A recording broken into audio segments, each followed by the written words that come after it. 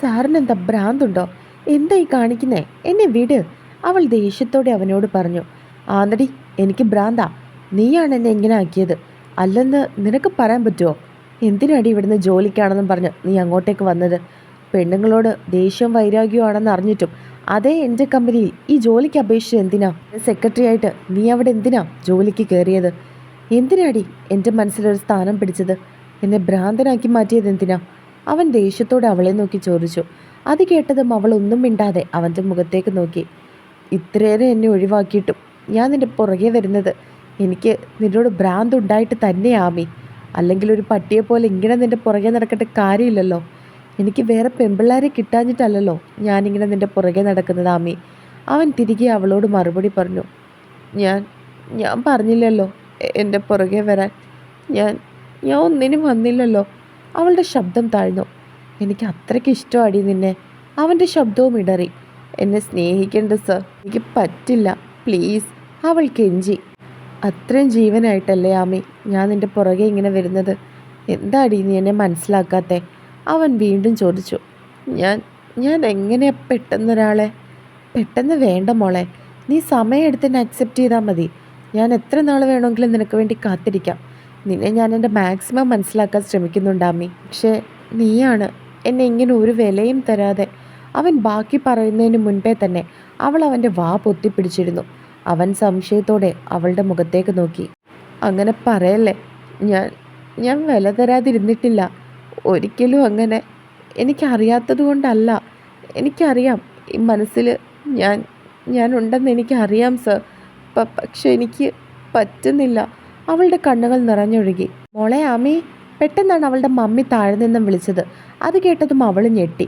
അവളെ ഒന്ന് നോക്കിയതിന് ശേഷം അവൻ അവളിൽ നിന്നും അകന്നു മാറാൻ തുടങ്ങി. പെട്ടെന്ന് അവൻ അവളിലേക്ക് തന്നെ ആഞ്ഞു. അവർ ഇരുവരും സംശയത്തോടെ നോക്കിയതും അവൻ്റെ ഷർട്ടിൻ്റെ ബട്ടൺസിൽ കുടുങ്ങിയിരിക്കുകയാണ് അവളുടെ മിന്നുമാല. അവനത് പതിയെ അവൻ്റെ ഷർട്ടിൽ നിന്നും മാറ്റാൻ തുടങ്ങിയതും അവൻ്റെ ഷർട്ട് ഒരു സൈഡിലേക്ക് വകഞ്ഞു മാറി. അവൻ്റെ നെഞ്ചിൽ എന്തോ ഒന്ന് ടാറ്റു അടിച്ചിരിക്കുന്നത് അവൾ കണ്ടിരുന്നു. എന്നാൽ അപ്പോഴും അതെന്താണെന്നോ ആരാണെന്നോ അവൾക്ക് വ്യക്തമായി. അവൻ ഇടയ്ക്കെപ്പോഴും അവളെ നോക്കിയതും അവൾ അവൻ്റെ നെഞ്ചിലേക്ക് നോക്കുന്നതാണ് കണ്ടത്. അത് കണ്ടതും അവൻ പെട്ടെന്ന് അവൾ അത് കാണാതിരിക്കാൻ എന്ന പോലെ ഷർട്ട് നേരെയാക്കി. ശേഷം അവളുടെ മിന്നുമാല അവൻ എടുത്തു കൊടുത്തു. അവൾ കണ്ണുകൾ തുടച്ചുകൊണ്ട് കട്ടിലിൽ നിന്നും എഴുന്നേറ്റു. അവൻ അവളുടെ അടുത്തേക്ക് ചെന്ന് അവളെ ചേർത്ത് പിടിച്ചു. ഷോൾഡറിൽ കൂടി കൈയിട്ടാണ് അവളെ അവൻ ചേർത്ത് പിടിച്ചത്. അവൾ നിറഞ്ഞ മിഴികളോടെ അവൻ്റെ മുഖത്തേക്കൊന്ന് നോക്കി. നിൻ്റെ കൂടെ സപ്പോർട്ടിന് ഞാനുണ്ടാകും. എനിക്കറിയാമീ, ഒരു ദിവസം നീ എന്നെ അക്സെപ്റ്റ് ചെയ്യുമെന്ന്. ചെയ്യണം. അവസാനത്തെ വാക്ക് അവൻ ഉറപ്പിച്ചു പറഞ്ഞിരുന്നു. ചെല്ല്, ഞാൻ പോയൊന്ന് ഫ്രഷായിട്ട് വരാം. നല്ല വിശപ്പുണ്ട്. അമ്മയോട് പറഞ്ഞേക്ക് മരുമകനുള്ള ഫുഡ് എടുത്ത് വെച്ചേക്കണേന്ന്. അവൻ പറഞ്ഞതും അവൾ സംശയത്തോടെ അവൻ്റെ മുഖത്തേക്ക് നോക്കി. അതിന് അവൻ തിരികെ മറുപടി ഒന്നും പറയാതെ അവളെ നോക്കി കണ്ണ് ചിമ്മി കാണിച്ചിരുന്നു. അവൾ താഴേക്ക് ഇറങ്ങി ചെന്നു. എന്താ മമ്മി വിളിച്ചത്? അവൾ സംശയത്തോട് ചോദിച്ചു. മോളെ, മോന് ഉപ്പുമാവ് ഇഷ്ടമാവുമോ? ഞാൻ അതാ ഉണ്ടാക്കിയേ. അവിടെ ഇതൊക്കെ കഴിക്കുമോ? അവർ ആവലാതിയോട് ചോദിച്ചു. സാറിന് അങ്ങനെ ഒന്നുമില്ല മമ്മി, എന്ത് വേണേലും കഴിച്ചോളും. മോളുടെ മുഖം എന്താ വല്ലാതെ? കരഞ്ഞോ നീ? ഒന്ന് കലങ്ങിയിരിക്കുന്ന അവളുടെ മുഖത്തേക്ക് നോക്കി അവർ സംശയത്തോട് ചോദിച്ചു. അത് ഞാൻ സാർ ഓരോന്ന് പറഞ്ഞപ്പോൾ അവളൊന്ന് പുഞ്ചിരിക്കാൻ ശ്രമിച്ചു. മോളെ, ആ മോൻ നല്ലവനാ. എനിക്ക് ഉറപ്പുണ്ട് ആ മോൻ്റെ കയ്യിൽ നിന്ന് സുരക്ഷിതമായിരിക്കുമെന്ന്. മോളെ, മമ്മിക്ക് ഓരോ വർഷവും വയസ്സ് കൂടി വരിക. എനിക്ക് എന്തെങ്കിലും സംഭവിച്ചാൽ ഞാൻ എങ്ങനെയാമി സമാധാനത്തോടെ പോവുക? നിന്നിവിടെ തനിച്ചാക്കിയിട്ട്? നീ ചെറുപ്പമാണ്. നിൻ്റെ മുൻപിൽ ഇനിയും ജീവിതം ഒരുപാടുണ്ട്. എങ്ങും എത്തിയിട്ടില്ല മോളെ നീ. അതുകൊണ്ട് എൻ്റെ മോൾ ആലോചിക്ക്, എന്നിട്ടൊരു തീരുമാനമെടുക്ക്. മോളല്ലേ പറഞ്ഞത് ആ മോൻ്റെ ഫാമിലിയൊക്കെ സ്നേഹമാണെന്ന്? അവർ പറഞ്ഞതും അവളൊന്നും മിണ്ടിയില്ല. പെട്ടെന്ന് അവളുടെ മനസ്സിൽ കൂടി അവൻ്റെ നെഞ്ചിലെ ടാറ്റു കടന്നുപോയി. അതാരായിരിക്കും? സാർ എന്തിനാ അത് എന്നിൽ നിന്നും മറച്ചു പിടിക്കുന്നത്?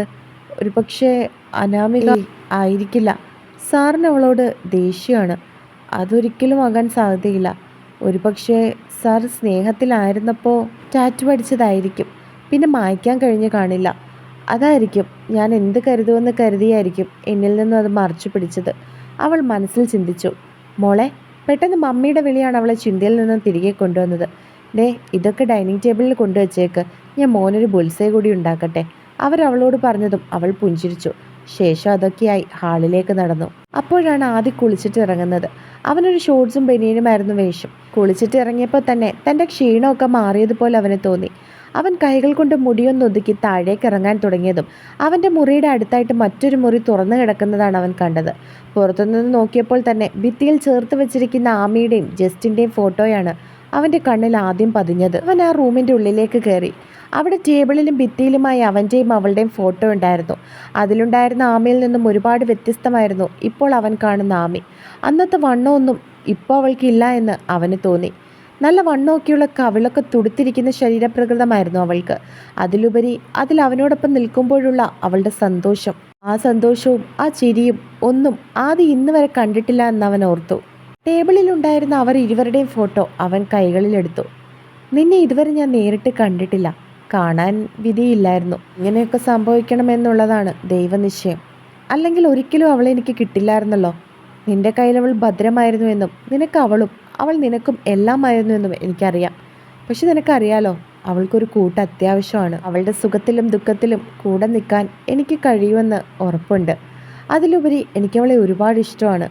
ഇപ്പം നീ ചോദിക്കും, നിന്റെ പെണ്ണിനോട് ഞാൻ ആദ്യം ഇങ്ങനെയൊന്നും അല്ലായിരുന്നല്ലോ എന്ന്. അവളോട് ദേഷ്യമാണല്ലോ എന്നൊക്കെയല്ലേ നീ ഇപ്പം കരുതുന്നത്? ശരിയാ നീ ചിന്തിച്ചത്. എനിക്ക് അങ്ങനെ തന്നെയായിരുന്നു. എന്നാൽ അവളെ അടുത്തറിഞ്ഞു കഴിഞ്ഞപ്പോൾ ആ തെറ്റിദ്ധാരണകളൊക്കെ മാറി. ഇന്ന് ഈ ലോകത്ത് ഏറ്റവും കൂടുതൽ ഞാൻ ആഗ്രഹിക്കുന്നത് അവളെ നേടാനാണ്. പ്രാർത്ഥിക്കുന്നത് അവളെന്നെ മനസ്സിലാക്കണമെന്നാണ്. അത്രയ്ക്കും എൻ്റെ ഹൃദയത്തിൽ വേരുറച്ചു പോയി നിൻ്റെ ആമി. ഞാനിപ്പോൾ അവിടെ നിന്നും ഇങ്ങോട്ട് വന്നതിൻ്റെ ഉദ്ദേശം നിനക്ക് നന്നായിട്ട് അറിയാലോ അല്ലേ? എനിക്കറിയാം ഞാൻ എന്താണോ മനസ്സിൽ ചിന്തിക്കുന്നത് അതാണ് നീ അവിടെ ഇരുന്ന് ആഗ്രഹിക്കുന്നതെന്ന്. 1 മാസം കഴിഞ്ഞ് ഞാൻ ഇവിടെ നിന്നും തിരികെ പോകുമ്പോൾ എൻ്റെ ഒപ്പം ഞാൻ അവളെയും കൊണ്ടുപോകും, എൻ്റെ പെണ്ണായിട്ട്. എനിക്കറിയാം നീയും അവിടെ ഇരുന്ന് അതാണ് ആഗ്രഹിക്കുന്നതെന്ന്. നീയാണ് ഞങ്ങളെ 2 പേരെ എമ്മിൽ ഒന്നിപ്പിച്ചതെന്നും എനിക്ക് നന്നായിട്ടറിയാം. അന്ന് അവളോട് പറഞ്ഞത് തന്നെയാണ് എനിക്ക് നിന്നോടും പറയാനുള്ളത്. നീ സ്നേഹിച്ചതുപോലെ അവളെ എനിക്ക് സ്നേഹിക്കാൻ കഴിയുമെന്നറിയില്ല. കാരണം നീ എങ്ങനെയാണ് സ്നേഹിച്ചതെന്ന് എനിക്കറിയില്ല. പക്ഷെ ഒരിക്കലും നീ ഉണ്ടായിരുന്നെങ്കിൽ കൊള്ളാമായിരുന്നു എന്നവൾക്ക് തോന്നാത്ത വിധം, വിഷമിപ്പിക്കാത്ത വിധം ഞാൻ അവളെ സ്നേഹിക്കും. ഇത് ഞാൻ നിനക്ക് തരുന്ന വാക്കാണ്. ജസ്റ്റിൻ്റെ ഫോട്ടോയിലേക്ക് നോക്കി അവനത് പറഞ്ഞ് അവസാനിപ്പിക്കുമ്പോൾ അവൻ്റെ ചുണ്ടിൽ പുഞ്ചിരി ഉണ്ടായിരുന്നു. നീ എന്താ ഒന്നും മിണ്ടാത്തത്? എൻ്റെ ഒപ്പം അത് കാണില്ലേ നീ? അവളുടെ മനസ്സ് മാറ്റിയെടുക്കാൻ അവൻ വീണ്ടും ചിരിയോടെ ആ ഫോട്ടോയിലേക്ക് നോക്കിക്കൊണ്ട് ചോദിച്ചതും അതിൻ്റെ സമ്മതം എന്ന പോലെ തുറന്നിട്ട ജനലിലൂടെ ഒരു കാറ്റ് ആ റൂമിനെ തഴുകിപ്പോയിരുന്നു. സർ, പെട്ടെന്ന് അവളുടെ ശബ്ദം കേട്ടതും അവൻ തിരിഞ്ഞു നോക്കി. റൂമിൻ്റെ വാതിൽക്കൽ വന്ന് നിൽക്കുകയായിരുന്നു ആമി. അവളെ കണ്ടതും അവൻ ആ ഫോട്ടോ പതിയെ ടേബിളിലേക്ക് തന്നെ വെച്ചു. ഞാൻ വെറുതെ പുറത്തുനിന്ന് നോക്കിയപ്പോൾ ഇവിടെ ഫോട്ടോസൊക്കെ ഇരിക്കുന്ന കണ്ടു. അപ്പോൾ ഇതൊക്കെ ഒന്ന് കാണാലോ എന്ന് കരുതിയിട്ട് കയറിയതാ. അവൻ അവളുടെ മുഖത്തേക്ക് നോക്കി പറഞ്ഞതും അവൾ ഒന്നും മിണ്ടിയില്ല. പെട്ടെന്ന് നിറഞ്ഞു വന്ന കണ്ണുകൾ അവൻ കാണാതിരിക്കാൻ അവൾ തിരിഞ്ഞു നിന്നു. വിശപ്പുണ്ടെന്ന് പറഞ്ഞിട്ട് മമ്മി കഴിക്കാൻ വിളിക്കുന്നുണ്ട്. അവൾ അവനെ നോക്കാതെ തിരിഞ്ഞു നിന്നുകൊണ്ട് പറഞ്ഞു. കൈകൾ കൊണ്ട് തൻ്റെ കണ്ണുനീർ തുടച്ചു കളയാനും അവൾ മറന്നില്ല. അവൻ അവളുടെ അടുത്തേക്ക് ചെന്നു. ഷോൾഡറിൽ കൂടി കൈയിട്ട് അവളെ തന്നിലേക്ക് ചേർത്ത് നിർത്തി. ഞാൻ അവനോട് സംസാരിക്കുമായിരുന്നു എൻ്റെ മനസ്സിലുള്ള കാര്യങ്ങൾ. അവൻ സമ്മതമാണെന്ന് അറിയിച്ചിട്ടുണ്ട്. ഇനി നിന്റെ മനസ്സാണ് പറയേണ്ടത്, നീയാണ് പറയേണ്ടത്. അവൻ പറയുന്നത് കേട്ടതും അവൾ സംശയത്തോടെ അവൻ്റെ മുഖത്തേക്ക് നോക്കി. നിന്റെ സംശയം എന്താണെന്ന് എനിക്കറിയാം. മരിച്ചുപോയവരോട് നമ്മൾ എന്തെങ്കിലും കാര്യത്തിനെപ്പറ്റി സംസാരിക്കുമ്പോൾ അവരുടെ സാന്നിധ്യം അവിടെ ഉണ്ടെങ്കിൽ പലതരത്തിലൂടെ അവർ നമ്മളെ അവരുടെ അഭിപ്രായം അറിയിക്കും. അതുപോലെ ഞാനും അറിഞ്ഞു. അവൻ അവളെ നോക്കി കണ്ണു ചിമ്മി കാണിച്ചുകൊണ്ട് പറഞ്ഞതും അവൾ ഒന്നും മിണ്ടിയില്ല. ഇവിടെ നിന്ന് ഒരുപാട് ദൂരമുണ്ടോ നിന്നെ കെട്ടിച്ച വീട്ടിലേക്ക്? അവൻ സംശയത്തോടെ അവളെ ചേർത്ത് പിടിച്ചുകൊണ്ട് തന്നെ അവളുടെ മുഖത്തേക്ക് നോക്കി ചോദിച്ചു. 15-20 മിനിറ്റ് ഉണ്ട്. അവൾ അവനെ നോക്കി മറുപടി പറഞ്ഞു. നമുക്ക് വൈകിട്ട് അവിടെ വരെ ഒന്ന് പോകാം. ജസ്റ്റിൻ്റെ പപ്പയും മമ്മിയും ഒന്ന് കാണാലോ. താനെന്ത് പറയുന്നു? അവരെ കാണാൻ താൻ എൻ്റെ ഒപ്പം വരില്ലേ? അവൻ വീണ്ടും അവളെ നോക്കി ചോദിച്ചു. അത് കേട്ടതും അവൾ സംശയത്തോടെ അവൻ്റെ മുഖത്തേക്ക് നോക്കി. അവളുടെ മുഖത്ത് പല ചോദ്യങ്ങളുണ്ടായിരുന്നു. എന്തിനാണ് അവരെ അവൻ കാണുന്നതെന്നും അവരെ ആദ്യം അറിയുക പോലും ഇല്ലല്ലോ എന്നൊക്കെയുള്ള സംശയമാണ് അവളുടെ മനസ്സിൽ കൂടി കടന്നുപോയത്. നിൻ്റെ ഈ തലയിൽ ഇപ്പോൾ എന്തൊക്കെ സംശയമുണ്ടെന്ന് എനിക്ക് നന്നായിട്ട് അറിയാം. അതിനൊക്കെയുള്ള ഉത്തരം വൈകിട്ട് അവിടെ ചെല്ലുമ്പോൾ ഞാൻ നിനക്ക് പറഞ്ഞു തരാം. ഇവിടെ വാടകയ്ക്ക് എവിടെയെങ്കിലും ഒരു കാറ് കിട്ടുമോ നോക്കണം. 1 മാസത്തേക്ക് കാറൊന്ന് വാടകയ്ക്ക് എടുക്കണം. ഇനിയിപ്പോൾ ഇന്ന് എന്തായാലും കിട്ടില്ലായിരിക്കും അല്ലേ? അവൻ സംശയത്തോടെ അവളോട് ചോദിച്ചു. അത്യാവശ്യത്തിനാണെങ്കിൽ അങ്കിളിൻ്റെ കാറുണ്ട്. ഇവിടുന്ന് 2 മിനിറ്റ് നടന്നാൽ അങ്കിളിൻ്റെ വീടാ. ഞാൻ മമ്മിയെക്കൊണ്ട് ചോദിപ്പിക്കാം. അവൾ അവനെ നോക്കി മറുപടി പറഞ്ഞു. ഓ, ദാറ്റ്സ് നൈസ്. എങ്കിൽ പിന്നെ അങ്ങനെ മതി. അവന് മറുപടി പറഞ്ഞതും അവളും ചെറുതായി ഒന്ന് പുഞ്ചിരിച്ചു. വാടി പെണ്ണെ, ആനയെ തിന്നാനുള്ള വിശപ്പുണ്ട് മോളെ. അവൻ പറഞ്ഞതും അവൾ ഒന്നും മിണ്ടാതെ മുൻപിൽ നടന്നു. അവൻ കുസൃതിച്ചിരിയോടെ പിറകെ.